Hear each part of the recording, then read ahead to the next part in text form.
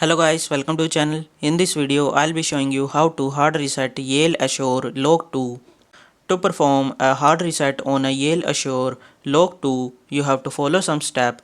First, you have to locate the battery cover on the interior side of the door lock, and then you have to take out all the battery from the battery compartment, and then inside the battery compartment there should be a small reset button.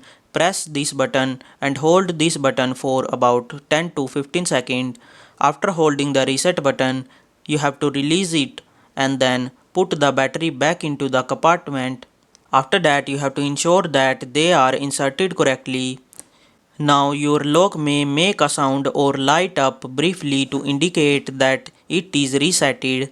If your lock requires reprogramming, you have to refer to the user manual for instruction how to set up your lock again, including setting master code or adding users.